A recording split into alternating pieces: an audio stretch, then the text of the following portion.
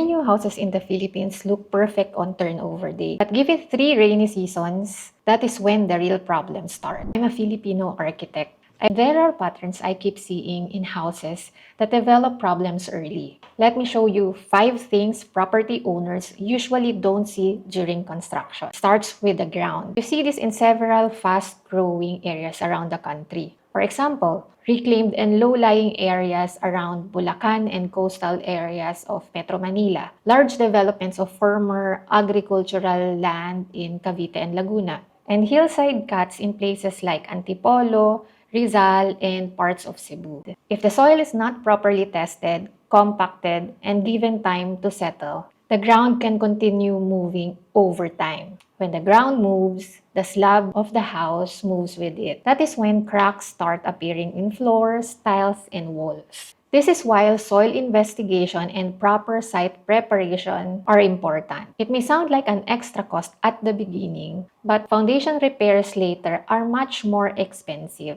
Another thing most homeowners don't see is what happens during construction. In the Philippines, most houses are built using Pacquiao workers. Formworks, rebar installation, concrete pouring or buhos, roof installation. When nobody is checking the work, workers naturally try to finish faster.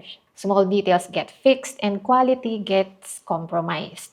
Rebar spacing may not be checked properly. The surface may not be properly prepared before waterproofing. Roof flashing may be rushed or skipped altogether. At the beginning, everything looks fine. But problems start showing up later. And we already have seen how dangerous poor supervision can be. Many investigations point to the same concern. Because supervision is an added cost. Protection for the project, protection for the owner, protection for the people who will use the structure. The same principle applies to houses. And once the finishes are installed, those mistakes can be very difficult and expensive to fix. There are parts of your house that stay completely hidden once construction is finished. But those parts are some of the most important. Once concrete is poured and finishes are already installed, these parts are already covered. You cannot see them anymore. If the rebar was not installed correctly,